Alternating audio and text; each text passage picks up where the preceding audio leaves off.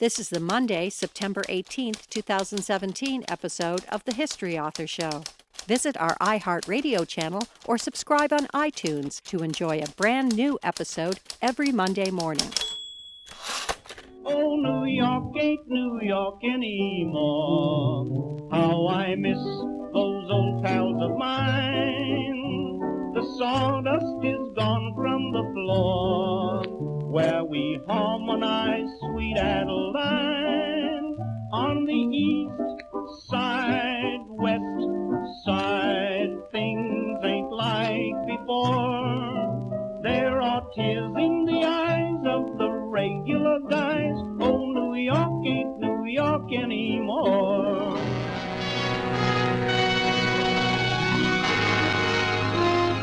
Hello, true believers, web slingers, mutants, and comic book fans of all ages. I'm your host, Dean Karayanis, and this is the History Author Show on iHeartRadio. This week, our time machine travels back to meet a national treasure who serves as a bridge from the golden age of comics to today's blockbuster multi-film CGI universes. A radioactive arachnid gave us the Amazing Spider-Man, and a gamma bomb mishap the Incredible Hulk. But their real origin stories, along with Iron Man, the late great Fantastic Four, and so many others, traces back to the imagination of the legendary Stan Lee and talented authors who brought his ideas to life and infused their own creative juices into their stories, just the way that spider bit young Peter Parker. And along the way, their creations have gotten into our national and world bloodstream. Think about it. If you showed a picture of Spider-Man to somebody from any country in the world, chances are they're going to know who he is. He's everywhere. So, since we know Spider-Man's origin story, it's only fair we learn Stan Lee's. Born in New York City in 1922, and growing up during the Great Depression, and rising one catchy thought bubble at a time to be recipient of the National Medal of Arts, Stanley Martin Lieber's life itself is worthy of astonishing tales. Filling in the plot for us is Bob Batchelor, author of Stan Lee, the man behind Marvel. Bob is a cultural historian who has written or edited more than 24 books on popular culture and American literature, including books about John Updike, The Great Gatsby, and Mad Men. He lives in Oxford, Ohio, and teaches at Miami University. You can find our guest at bobbatchelor.com or on Twitter at cultpopculture. Okay, now that we've arrived at the comic book convention, let's join Bob Batchelor and meet Stan Lee, the man behind Marvel.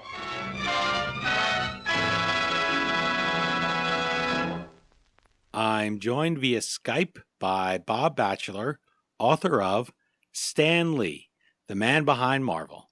Thank you so much for taking time to chat with the History Author Show. Thank you so much, Dean. I'm really excited to be here and to talk about such an amazing icon of popular culture history. This is really the 21st century equivalent of taking all your old comics out of the attic, dumping them out on the floor with the paneled basement there in the 70s and maybe a little bit of shag carpet. Sometimes you'll get focused maybe on one character, maybe a run of the Fantastic Four. You'd mix together your comics with your friends and see what comics you had that were missing. Maybe you're missing a couple in the 300 series or something like that. You could also just flip to that back page and talk about this Stan Lee guy who is literally a character in the books. He had the column in the back. He had the no prizes. You could flip to that and look up to this guy, which is very much part of his creation.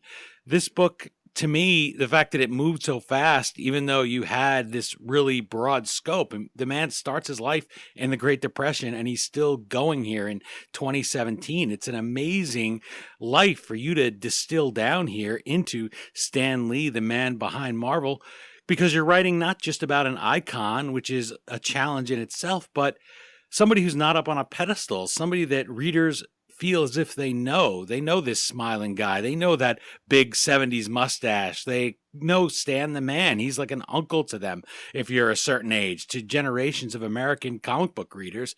So we're clinging to these tales of him. We don't want to be told any of the warts sometimes. We want to cling to our stories, even if we find out from Stan Lee himself that he's made them up. Things like, he saw the spider walking for Spider-Man, and he says he felt he had to give people always that little extra story. So I figure that's got to be a challenge to you here in writing about this man, because a lot of times the stories conflict even from your source. So walk us through how you take up this massive challenge, this massive pile of comic books, if you will, and distill it down into a story that's worthy of such a huge pop culture figure. Well, yeah, that's quite a challenge, and one that I gladly took on. In my career as a writer and cultural historian, I like to tackle big topics that touch a lot of people's lives. And so, as my editor and I were searching around for my next subject, after writing a short biography of Bob Dylan, after writing a biography of the book The Great Gatsby, writing a book about Mad Men, I wanted something big, and Stan Lee just kind of leapt out at us. The challenge, as you rightfully note, is how do you take a life that's almost 95 years long and turn it into a readable book? So what I focused on was using my training as a historian and writer to write a book that is archivally based, that is firmly grounded in the subject matter that's available to us, and try to create as objective and comprehensive a book as I could put together. So I spent a lot of time in the Stan Lee archives in Laramie, Wyoming. I spent time in other archives. And as you mentioned, I spent a lot of time reading comic books. Thankfully, many of them are available in electronic format now, so much easier to get, and didn't cost me, a couple $100,000 to get all the old comics that I needed. Yeah, you don't have to worry about spilling your scrunchy cola or anything all over them and making them all sticky, or tearing one, or the dog running through and stepping on it. But it is an incredible amount of work. It's a big, huge pile. The guy starts his career with a pencil that predates not only both of us, but the comic book medium itself. He's born into a Great Depression where his dad has all these struggles. He sees his parents both scraping by. So how does that young, hungry Stanley Lieber get his start and start on the road to becoming the Stan Lee that we know today? Well, Stan Lee, back then, when he is Stanley Lieber, is born just before the Great Depression. So he really spends all of his formative years in the deepest, darkest economic challenge era of our time. He is instilled with a work ethic that has him picking up part-time jobs and looking for ways to make money to help his family out and to have a couple dimes in his pocket to go see movies right from the very start. So it went as far for young Stanley Lieber, even his mother's forcing him to jump ahead in grades because he's a smart kid, but she wants him out there working because his father has absolutely no prospects. He's a dress cutter in the heart of the Great Depression, and they just didn't need dress cutters anymore. So there was no work, no money. When Stanley graduates from high school, he's 16, 17 years old.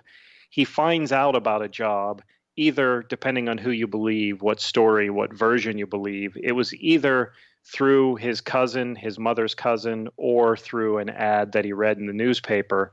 It turned out that this publishing job that he uncovered was with a distant relative who owned a publishing company, and that man's name was Martin Goodman. And Martin Goodman would play a huge role in Stan Lee's life.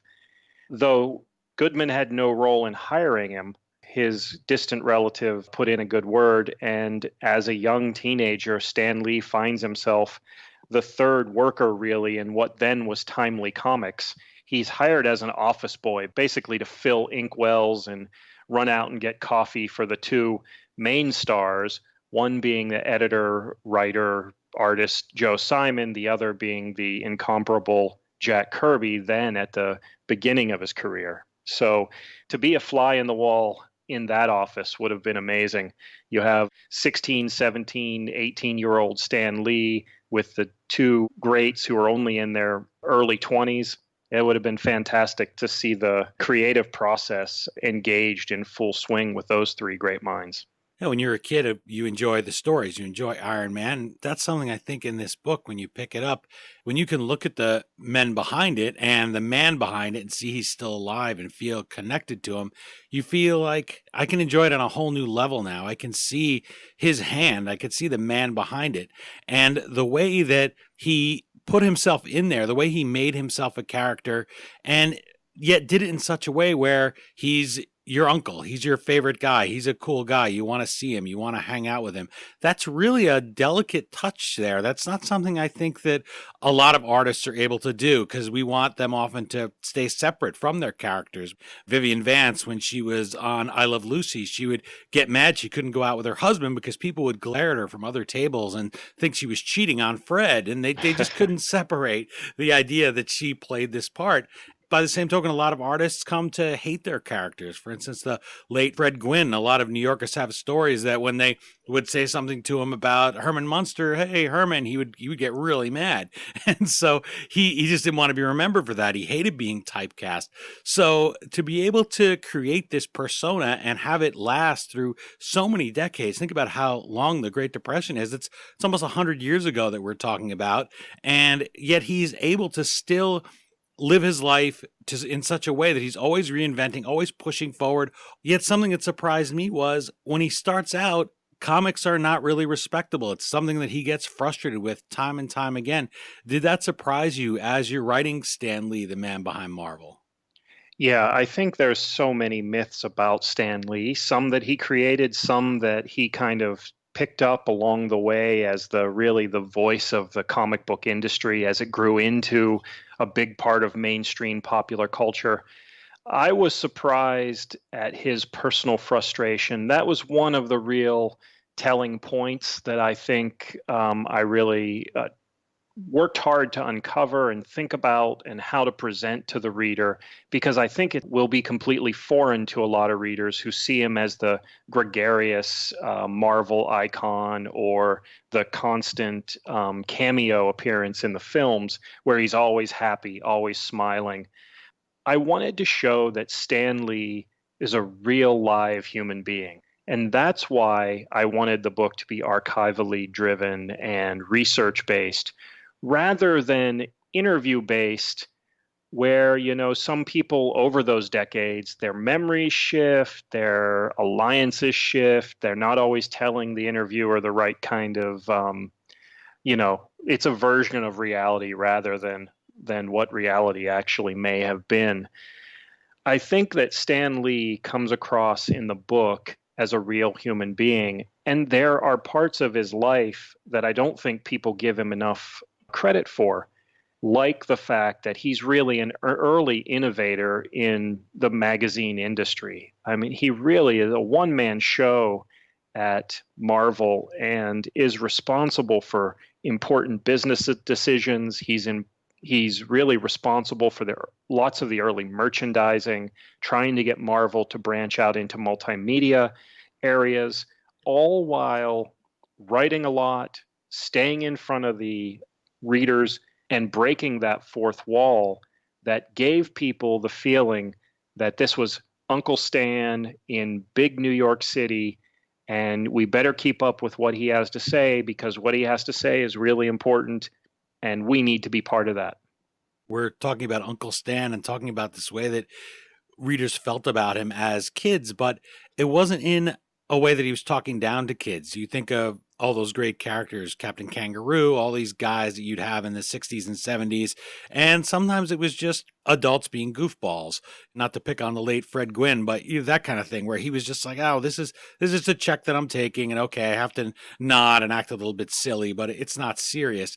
Stan Lee, even though he is frustrated with the limitations of the early pulp magazines, he's out there trying to make it better. He's giving his all, even though he's a little bit frustrated with the limitations of it, things like censorship and the like. And he also chafes at the fact that people will come right up to him and tell him that they think it's terrible. Oh gosh, how could you possibly do that? That sounds like the worst job in the world. Well, here you have kids saying that must be the greatest job in the world because you have Spider-Man in your office every day, you're drawing, you're having fun. But then you have things like this story you tell in Stan Lee, the man behind Marvel, about him going on the Dick Cavett show. And I wanted you to tell that story because that's something there where it's a few things. It's the fact that they don't take him seriously and also that they don't really do their homework. So that kind of leads to some of those arguments later on or some of the misconceptions maybe people have about the amount of credit that they take because they treat him like he's just the creator. They never think of co-creator. They never ask him about the other things. They almost have him on there as a circus act. So tell that story about Dick Cavett. Yeah, Stan Lee goes on the Dick Cavett show, and if you think back, it had to be a huge honor for him. He's getting the recognition. Marvel is becoming part of the mainstream based off the popularity of the superheroes. But when he goes on Dick Cavett, Cavett kind of looks down his nose at him, and he had a guest on him, a comedian that often went on the Dick Cavett show named Pat McCormick, and they kind of just took turns taking pot shots at Stan Lee the entire program. So on one hand, you had adults who looked down at people who worked in the comic book industry, but culturally, young people are demonstrating with their money and with sales how important comic books are to them and their evolving worldview. So comic books and superheroes are becoming a way that young people define themselves in the world they live in. But for Stan Lee, who at the time is a 40-year-old man, 40 plus years old man, it's very embarrassing to take the constant criticism of working in the comic book industry. And that drove a lot of the frustration for him as an individual because he took pride in what he created. He took pride in what Marvel had done. And it was looked down upon because it was a different era back then. And I hope that's what readers take away from Stan Lee, the man behind Marvel. The work that I did to present the culture of the different eras in which Stan Lee lived in and how that had consequence for what he was doing and trying to achieve at Marvel. On the other hand, Cavett and other journalists and journalist types, media influencers, they would bring Stan Lee on and they would only have a couple minutes, or it would be one interview in a magazine or a newspaper. Journalists take shortcuts. And so people would introduce Stan Lee as, oh, this is Stan Lee. He runs Marvel Comics. He's the creator of Spider-Man, the Hulk, things like this. And from the person's being interviewed perspective, as you and I both know very well, you don't want to show up the interviewer by saying, oh, well, no, wait, I was really just the co-creator, or I don't actually run Marvel Comics. I'm just the editor-in-chief and the art director. So over the years, when we only have these kind of sources to look back on, that developed into some animosity with the way the artists were portrayed versus the way that Lee was portrayed and who deserved credit for creating the characters. That would lead to a lot of conflict over the years, and particularly now when we look at comic books completely differently as an art form, as a collector's item. Back then, these were just pieces of paper to be moved. They were just another commodity to get off the shelf, to get the coffers filled at Marvel and in the comic book business. They weren't held up on a pedestal like we put them up now. And can you imagine back in those days walking up to Stan Lee, if you had one of the comic book methods there to be able to go back in the past and tell him, someday you will be alive to see classes taught, whole degrees given, whole industries around comic books, not to mention these movies that we've all seen recently coming out every few months. That was nothing like it then. This was something Even Stan Lee, this was a surprise to me reading Stan Lee, the man behind Marvel. He keeps thinking it's going to end. He keeps thinking that Martin Goodman, his distant cousin, is just going to say, forget the comics, let's just move on to the next thing. It really is just trying to crank out a product, get something on the shelf, and hoping it'll catch. And meanwhile, you have this very sympathetic man here at the center of it that's your subject, Stan Lee, trying to do something positive, always giving it his all, working super hard, developing this so-called Marvel method. And then he goes out there and he tries to go and promote his ideas here on Dick Cavett. You could see, knowing how big shows like that were back then, only 3 networks, everybody. So there's only so many shows like that. And they hear him introduced as the creator. They're busting their asses.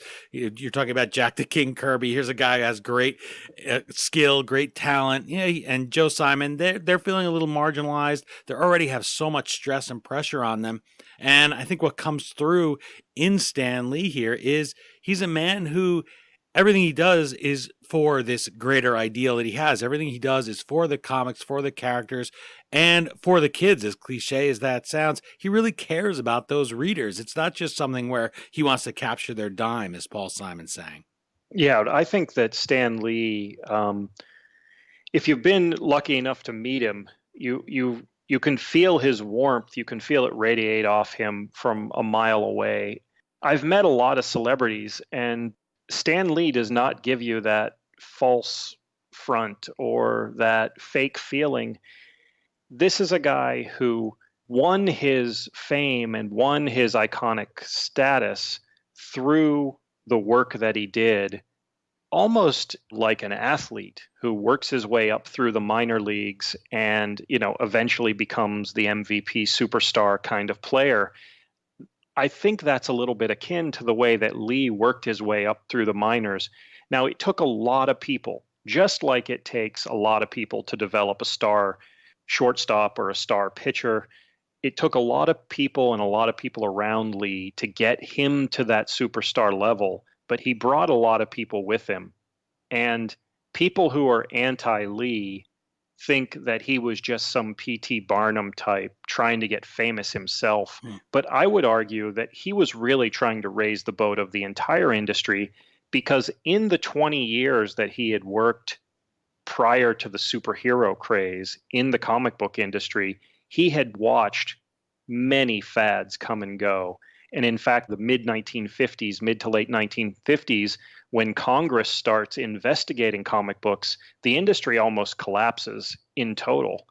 So Lee and these other artists, back then, they weren't looking at this as great works of art. They were trying to keep their jobs. They were trying to raise families. They were trying to live their version of the American dream. They just happened to be writers and artists. It's almost as if they caught this zeitgeist out of the blue, but it was built on their hard work. So it's an interesting duality that I think readers are going to find really fascinating in the book. So much of the culture, you could look at things like the rise of television and movies. You could look at things like the rise of the number of baby boom college students. I mean, all these forces are coming together, and they had to come together just at the right time for Lee and Kirby and Marvel to catch this wave to become what we see today. And he almost creates it out of desperation. In fact, that may be the phrase that you use in the book. He's chafing against all these restraints. He's chafing against the fact that nobody really seems to care about it. They just want you to put the pencil to the paper, kid, and just do it. Crank it out. And push, push, push is a line in the old Twilight Zone, one of the episodes, the Stop at Willoughby episode. The guy just goes crazy from it. I just picture him like that, being pushed, and he says, if I'm going to go out, I'm going to do a character my way. And that's how he comes up with Spider-Man. And you look at Spider-Man as a relatable character, three-dimensional. He has family problems. He has a job he has to keep. He has school challenges. He has a bully at school, which is a fantastic way to make a superhero have some conflict, because he can't use his powers here against Flash Johnson in school, So this is all real stuff. And I look at Spider-Man here as I read Stan Lee, the man behind Marvel, and I said, this is why that character endures, whereas Superman, as we've gotten a little bit more cynical over the years and try to make these characters appeal to adults, it's really hard for him. He's invulnerable. He's perfect. He's never upset, really. He can never lose. He can never die. There's nothing really at stake. And so it's been really hard to make him relatable. Whereas from that first comic, kids connect with Stan Lee's character to the point where Martin Goodman, who had told him no, because everybody hates spiders, comes in and says, I told you that would be a great idea. It's so fast that everyone connects with Spider-Man, and they still do. Yeah. Marvel had gotten a big enough boost with Fantastic Four that Stan Lee thought selling Spider-Man to Martin Goodman, the idea of Spider-Man, was going to be an easy sell. But as you mentioned, Goodman thought people hate spiders, they hate teenagers, they don't want teens as anything more than sidekicks. Goodman's problem back then was that he saw the comic book audience as nothing more than kids under the age of 10 and imbecilic adults. And that's a real challenge. Lee's great insight is that if they create comic books that are interesting and have interesting characters who have human traits, that they can expand that audience exponentially. And so when Lee takes a chance and directly goes against Goodman's decision not to have Spider-Man as a standalone comic, it really changes everything for Marvel, because Lee is taking a chance and a prayer. And if it's not successful, he could lose his job potentially. The company could suffer some financial bad timings. And so Lee takes this chance. They bring out this character. They give the character human traits, a human voice.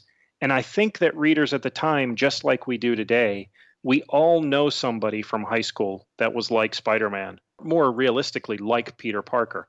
Somebody who was a little nerdy, somebody maybe was getting the short end of the stick, somebody who was a little bullied. Maybe for some of us, we were even had some of those traits. So we can really identify with this kid.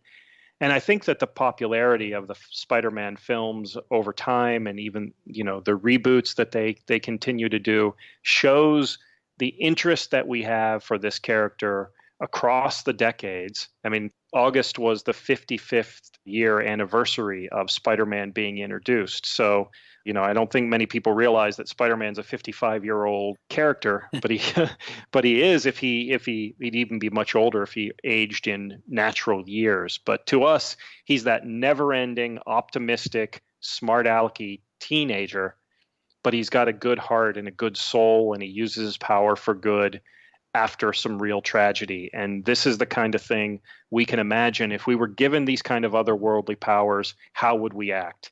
And we like to think we would act like Spider-Man.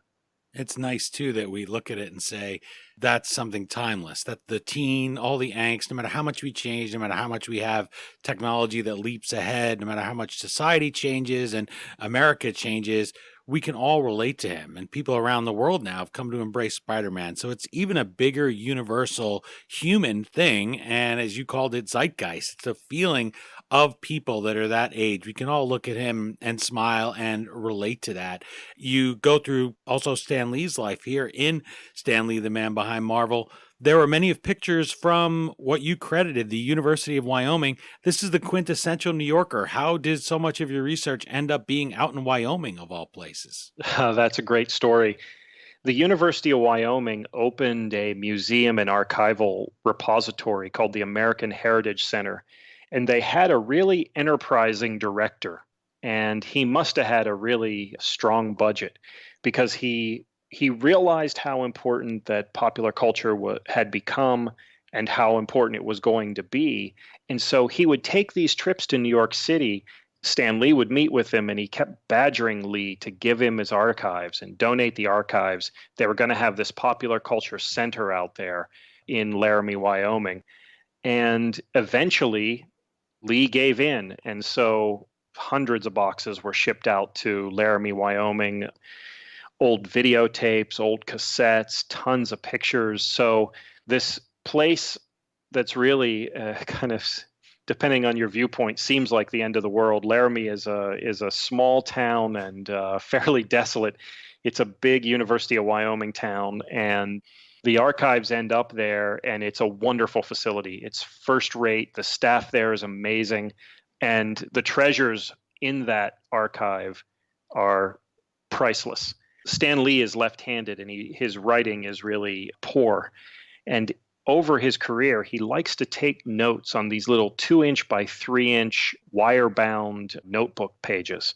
And so there would be folders, and I would pull out folders and open them up, and they've all been archivally processed, and there'd just be hundreds of these little stacks of papers in there, and you could almost feel Lee's energy as he's writing out. He'd have new superhero ideas right along with, the limos coming at 3, and I've got to meet this producer for lunch, and it was Lee's way of keeping his really busy life under some kind of control. And that trip that I made to Laramie was really the foundation of this book, because it gives you a glimpse into Lee's total existence, not just as a writer like we think of writers today, sitting lonely at a typewriter computer, banging out their script or banging out their story, but really his life as an editor, as an art director, as chief writer, as publicity man, as marketer, as merchandiser, all these roles that Lee had to embody in one really overworked individual. The man behind Marvel. It's literally, your subhead writes itself. That's what he is. Anything that needed to be done, when they needed somebody to go out there and make comics respectable, be a face for it, he just put on that smile, which came so naturally. He goes out there and goes on Dick Cavett. You think of that kind of thing. Today everybody's raised in front of a camera. Here's a kid, a little bit shy, insecure, says Peter Parker's his most personal character. So think about that. And he's called to be on this show, knowing what Dick Cavett is like. He's not like Johnny Carson, who would work with you. Having read Steve Martin's biography, which is a great one, Born Standing Up, he talks a lot about meeting various people, and he says Johnny was the comic's best friend. And I look at Stan Lee going on Dick Cavett, and he's not going to get any help there, but he's going to do it because he knows that out there are kids that want to see him. There are people that want to, and he's going to give his side of comics. He just did whatever had to be done. And I think that also led to maybe some of the misconceptions about him, that he was a glory hound. I'm sure he wishes there was somebody else that would do it sometimes. He has a hard time hiring people. He turns down a promotion at one point in Stan Lee, the man behind Marvel, because he just can't do that. He realizes the supervisory president type positions is not for him. He's not meant to be there in a suit in a board meeting. And when he strikes out on his own, same thing. So that's something about him very much. He goes from this guy who is in this, he's going to make it work if he's going to do it. He always hopes he's going to go write that great American novel, but that doesn't mean he's going to do half a job when he's at Marvel. He's going to try to make this a success where he is, because he does have that Great Depression memory nipping at his heels his whole life. Yeah, I think that that's an important point that a lot of people who have written about Stan Lee have left on the table. I know people from that era. I have family members that I was really close to who grew up in that era. And, you can't overgeneralize, but as a historian, you can certainly look at the way people operate generationally and get a sense of what makes them tick. There are a lot of similarities, in fact, between the way that John Updike thought and worked and the way that Stan Lee thought and worked. And so for me, having written a biography of John Updike, who I consider one of the very handful of the greatest American writers to ever live, this gave me insight into Stan Lee and the things that made him tick as a human being, which I could then bring out in this book. That Great Depression era work ethic and that desire to be needed and to feel like you're making a contribution, that drove a lot of creative icons like Updike, like Stan Lee.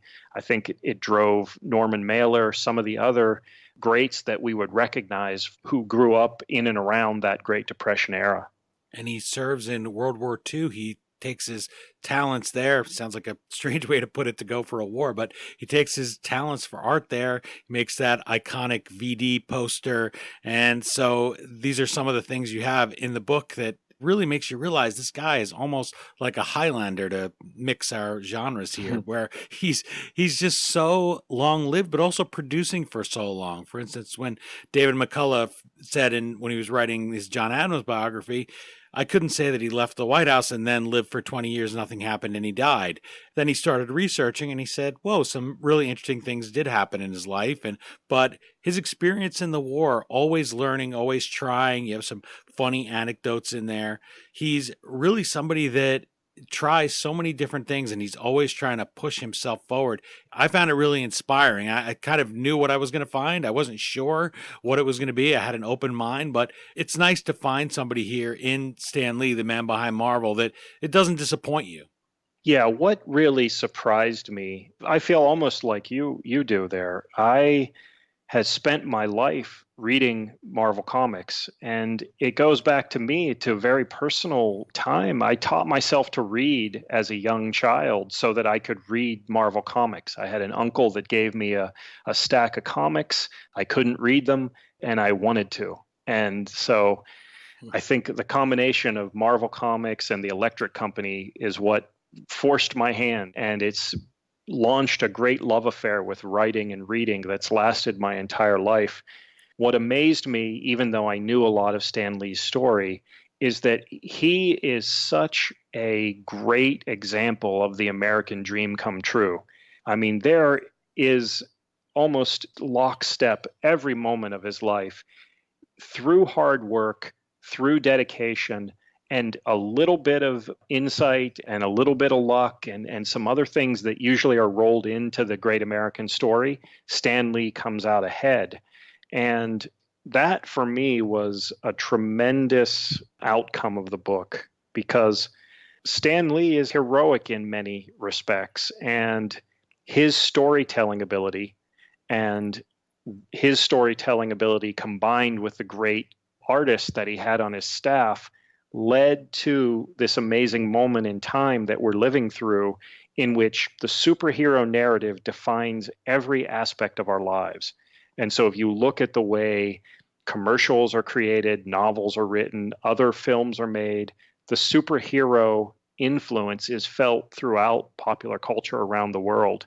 So I end the book saying, Stan Lee wanted to write the great American novel, but he ended up doing so much more. He created the narrative of the modern world. I'm trading speech balloons with Bob Batchelor about his book. You like that? That's good, right? That is awesome. Yeah. Well, when you're talking about Stan Lee, I figure you have to go right to that line of too many puns, right? Yep. It's really hard to outdo him. I think we learn that as writers if it's done with love. So yeah, we're trading speech balloons. I thought was a fun way to say it. And by the way, he invents the thought balloon. That's one of his innovations there. Let us see what people are thinking inside our characters. Stan Lee is a founding father of comics. Great guy to talk about, great guy to read about here in Stan Lee, the man behind Marvel. You can find our guest at bobbatchelor.com or on Twitter at cultpopculture. Booklist writes of his book, quote, "What made Lee's creation special was his insistence on giving them recognizable human traits and flaws. These weren't idealized superheroes, but real people with special abilities. This is a solidly researched and written biography of Lee, who is in his mid-90s now." And they go on to call Stan Lee, the man behind Marvel, a hugely entertaining story, and the author tells it well. So I hope you're not wearing headphones because, your head rightfully will swell from such compliments. But those human traits really are so important. We spoke about them a little. Tony Stark is an alcoholic. The Hulk's anger stems from abuse as a child. There's really endless things that we can dig into here and learn about these characters that keeps us plucking down our quarters and then our 50 cents and then our eventually $1.95. And, they get a little bit out of our price range. That's not on Stan Lee's watch, but always wanting to go back, find out what happens next. That same soap opera impulse that keeps people coming back there, only with a lot more to chew on. What fresh insights will your readers gain into Stan Lee and how he managed this creative leap to the more relatable characters? Because he has to not only fight that, but comic books all have great villains. They need somebody, maybe they're just misguided or maybe they're outright evil, but he has to fight those in the form of government censors and the like. So how does he make that leap? How does he push us to something that, as you said just a moment ago, now it's ubiquitous. We expect that in every character we read about. We expect them to have an inner story and some conflict. Yeah, I think that Stan had a crystal ball, and he and Kirby and Ditko and the other artists were able to tap into that a little bit to create this kind of angst-ridden character across many different characters themselves, from Thor with his handicapped alter ego, Don Blake, the doctor who has some physical limitations, and you have Spider-Man, obviously, as a odd teen who doesn't quite fit in. I think for a lot of people, comic books, to them as they read them or read them growing up, you're either a words person or an images person. And I think people, maybe it's the same way people like singers versus bands. I'm a huge Pearl Jam fan because I love Eddie Vedder's voice. I'm not so sure that I would like Pearl Jam if Eddie Vedder weren't fronting the band. And so for me as a reader, Stan Lee, for me as a kid especially, Stan Lee's voice was Marvel Comics.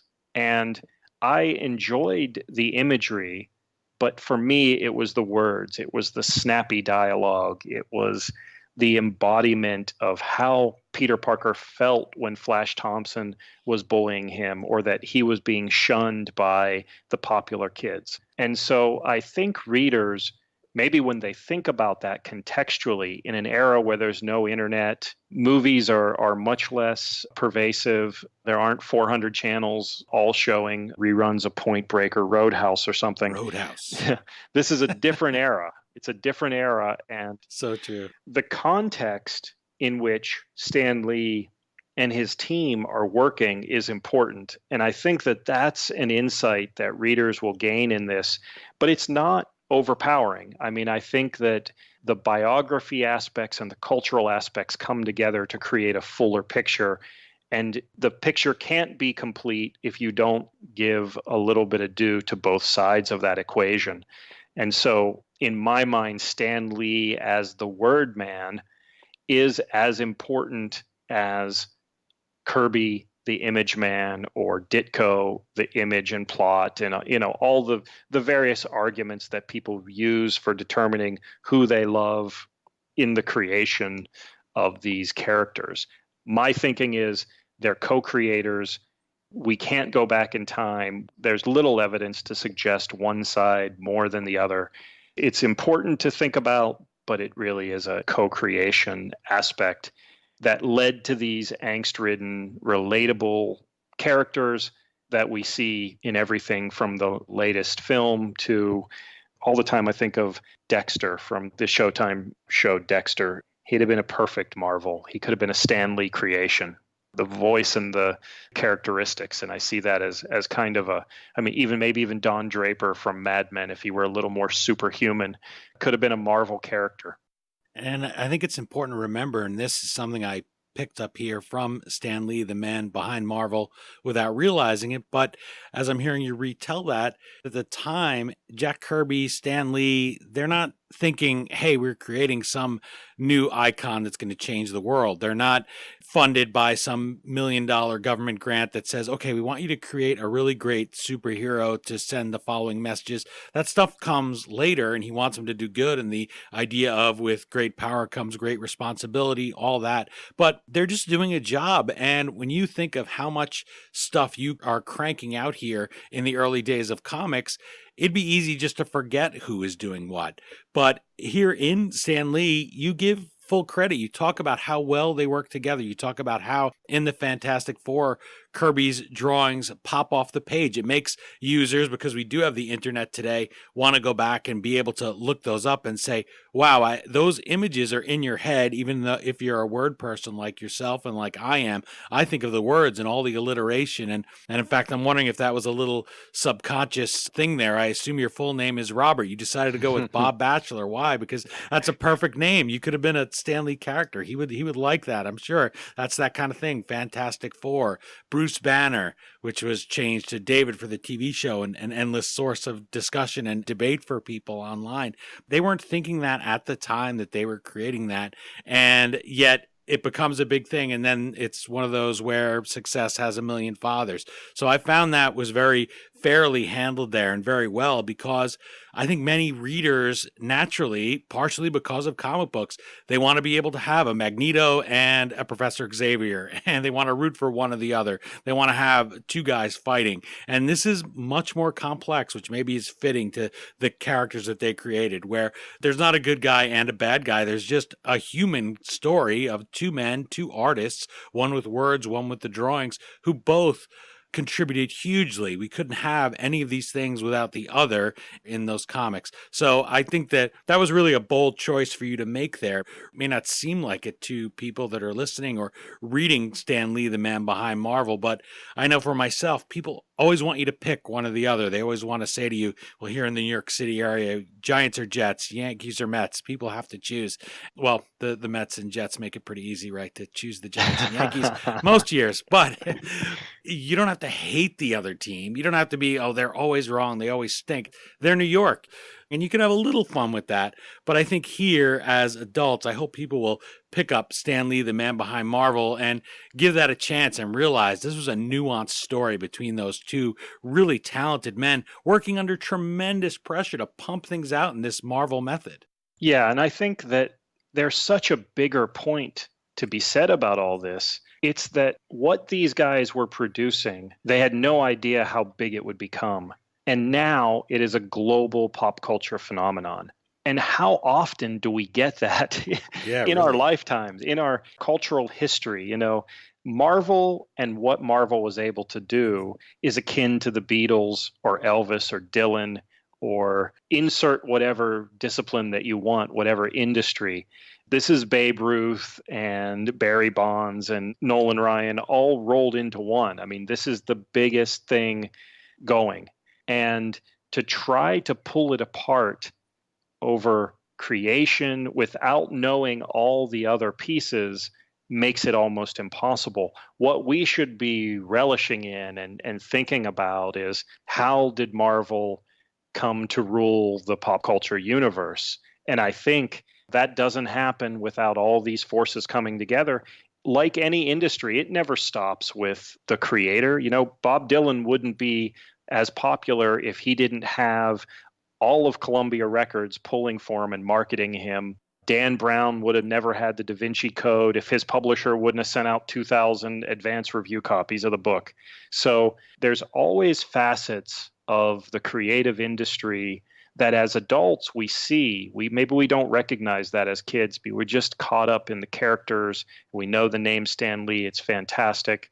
But now, looking back on a man and his life, we can see how this embodiment of the American dream really does play a central role in understanding not only Lee, but Marvel comic books, and how this progressed to the point where Marvel really rules popular culture. And he also, in addition to the Great Depression, World War II, things like paper being rationed during the war, all these things he has to fight through and overcome, he remains a driving force even by the late 70s, when, as you write, fans faced this dreaded moment where merchandising became more important to Marvel than the comics themselves, than their beloved characters, than their Spider-Man, you know? So then we face this string of embarrassing projects because the special effects just aren't there yet. 1977's Spider-Man and 1990's Captain America. I watched trailers on YouTube the other day and tweeted them out at History Dean, and those are just, they're just an insult. Is the word that springs to mind, you know? Remarkably bad. Yeah. If you made an effort to make a really bad movie, you couldn't make it that bad. And it was really terrible. And I think if you spent here by this point, he spent 30 years on with these characters to see that and think, I remember thinking as a kid watching that, I could tell it was bad, even though I was only whatever. I'm born in 1969. So I'm 7, 8 years old and I'm watching it and I'm saying, gosh, Spider-Man has this big tense moment. And then they just would drain they just didn't get it. And I didn't think that they would ever get it. And I had many comic book fan friends and we would sit around from time to time when we talked comics, and that was sort of our little corner of the world, and say, I don't think they'll ever get it right. I don't think they'll ever be allowed to, because it's so hard and people don't get it. They still have that condescending attitude. Stan Lee sticks with these characters through all of that. And I wanted you to talk a little bit about the role that he plays. And I realize we talked a lot about his early life. I hope people will pick up the book if they're interested in more, because there's so much more to his life. We can only get to so much here, but I did want to touch on that because those movies were just so bad. And then you get something like the Avengers or Captain America, and it's just really the right tone. So what role did Stan Lee play in that? Well, I think Stan Lee, he's leading the charge to get Hollywood to make the right kind of Marvel movies. But the challenge is, we've all seen great books that become really horrific movies.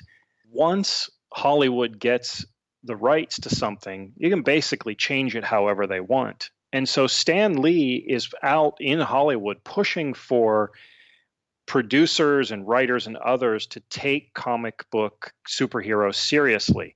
But many of the TV executives, they would love to meet with Stan Lee because by the 70s, he's globally famous. They can't wait to meet this guy, but they don't want him on set. They don't want him working daily on these things because they have their own agendas. And so Lee keeps going and, like a maniac, just keeps pushing and pushing until enough people who grew up on comic books and understood the Marvel voice moved up into positions in Hollywood production houses that they could then make realistic films. And so it wasn't until, say, Star Wars in the mid-70s, the Superman movie with Christopher Reeve in the late 70s, that Hollywood understood that they could make money from superheroes.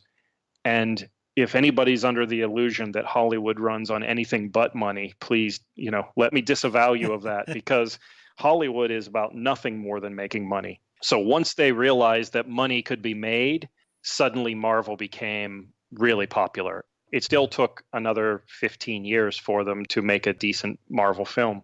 And there are all these factors that come together here that we've spoken about. There's more channels, and even that in and of itself is sort of a dated reference that we all use and say, well, they have 400 channels today. People that are comic book age today never even think in terms of channels. They just, everything's on whenever they want it to be on. There's no even people saying what's on anymore, because whatever you want to be on is on. Also, the production costs here are different. You're able to make a film. You're able to make it with all the technology that we have at our disposal. And you think back to the early days of Marvel and saying, well, just crank out whatever Martin Goodman is saying. Just get them to do something. There was a lot of films and TV shows in the 70s like that for kids, where because there weren't many channels, there weren't many options, because TV, color TV is still relatively new then, they would throw anything on TV. You think of Sid and Marty Krofft. You think of Hanna-Barbera. They cranked out just a lot of real schlock, and you watched it because it was Saturday morning, and it's just what you did. And there's not even Saturday morning cartoons anymore. So kids were really able to vote with that dime, as you mentioned here in Stan Lee, the man behind Marvel. They voted with their nickels and dimes. And that was something that with the movies here, you make a good movie, you make Iron Man, you put a talented actor in there in Robert Downey Jr., and you get somebody who makes it a real story. You get a really good team there. And that's what they learned. They learned, hey, we can make more money if we do a good movie than if we just throw something up there with the Spider-Man name. If we just have that dismal Fantastic Four movie, for instance, that they happen to have the rights to, and they made that terrible VHS movie just to try to keep the rights to it. They realized, hey, we can make something good And it will be not just a film, not just maybe break even, not something we throw on for Saturday morning for kids to watch as a little bit of filler. They realized that they could make it and make money by making something good and make this Stan Lee guy happy, which after half a century of him looking over their shoulders, it probably made him feel a little bit at peace.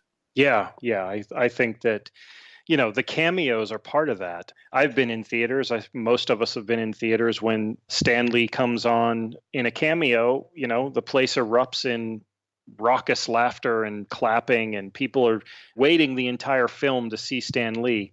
And that is kind of an homage to his role in terms of keeping the ball in the playing field for Marvel and Marvel films until the technology could catch up, until a new form of leadership took over Hollywood and people started realizing that with this confluence of technology and a different kind of audience and some great actors who were willing to go against stereotype, that Marvel could actually be something really, really fantastic. And so that's where we're at now. And Lee didn't do all the work, certainly, but in the dark days of the 70s, he kept pushing. He was able to have some small successes like The Incredible Hulk with Lou Ferrigno. That was a huge hit. He was able to push the envelope, keep it going. The animation series did really well.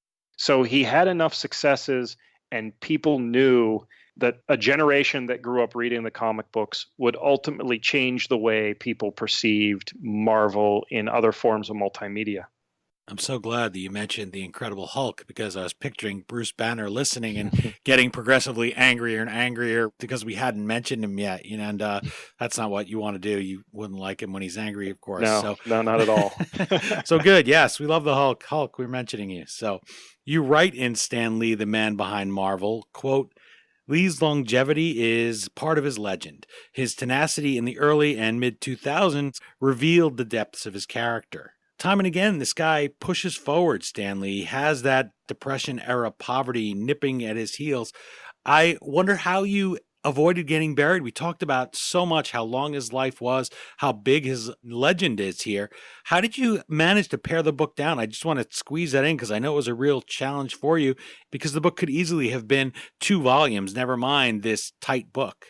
That was certainly a challenge, but almost a fun challenge as a writer to try to craft a life, and a life as long lived. Lee will be 95 at the end of the year, into a short narrative.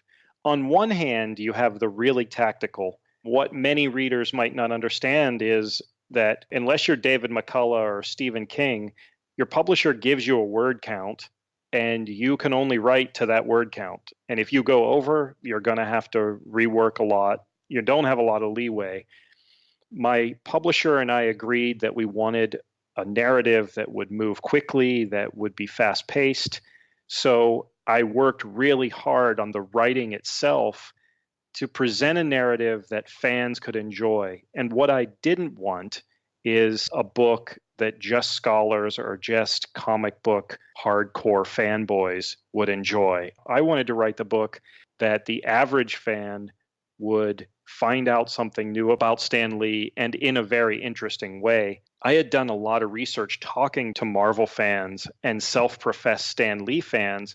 What I found is that often they didn't know that much about Lee. I would ask people flat out, so tell me what you've ever read about Stan Lee. And they'd be like, I love Stan Lee.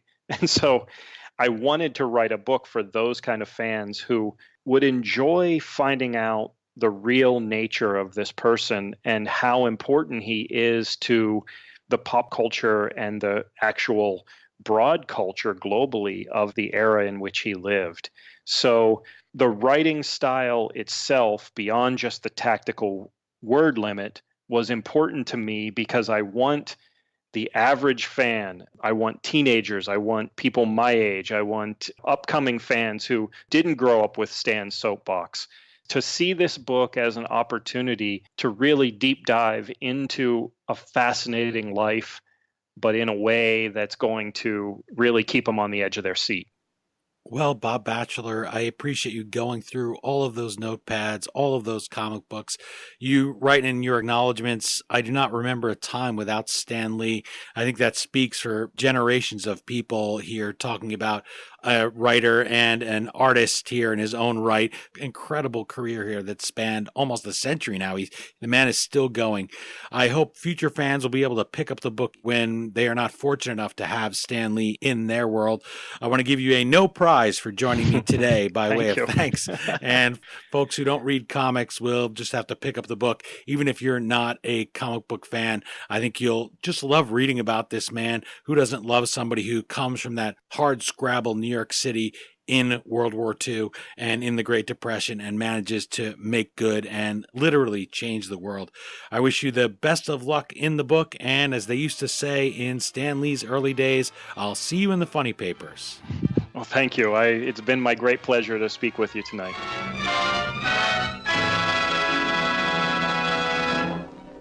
Again, the book is Stan Lee, the man behind Marvel. As always, you can find the Amazon link to purchase your copy at historyauthor.com. And we hope you will click through there. Or you can navigate using the Amazon banner on our homepage the next time you purchase anything from Amazon. Say you're going to purchase some of that great Marvel merchandise, you're going to get maybe some sheets and a pillowcase with Spider-Man on it. Come on, you have those kind of things hidden in your closet, don't you, from when you were a kid? Maybe you want to pass them down to your kids someday. Well, you go to historyauthor.com first. We take it Amazon, and Amazon.com gives us a small portion of every dollar you spend at no additional charge in your shopping cart. And it helps us buy some of the protective things we need around the studio in case the Hellfire Club shows up. Yes, for just those few extra clicks, Forge from the X-Men, who's filling in this week, can make sure he keeps our time machine humming like usual. I had a lot of fun with this book and with this interview, so I want to give Bob Batchelor some of those bold typed thank yous and a big exclamation point in the speech bubble here. He joined us, he gave us his time, and he gave us Stan Lee, the man, the legend. You can find our guest at bobbatchelor.com or on Twitter at cultpopculture. And while you're at it, let us know what you think of the book and the interview and my comic book puns on Twitter at HistoryDean or Facebook.com/HistoryAuthor. That's it for this comic book installment of the History Author Show. I hope you'll join us for next Monday's all-new interview right here on iHeartRadio. And if you're an iTunes subscriber, please take a minute to leave us a review. Well, until our next trip into the past together, thanks so much for time traveling with us today, true believers. And to quote Stan Lee and the New York State motto, Excelsior. We still call it Broadway, but what's in a name? Take it from Georgie, it isn't the same. On the east side, west side, things ain't like before. There are tears in the eyes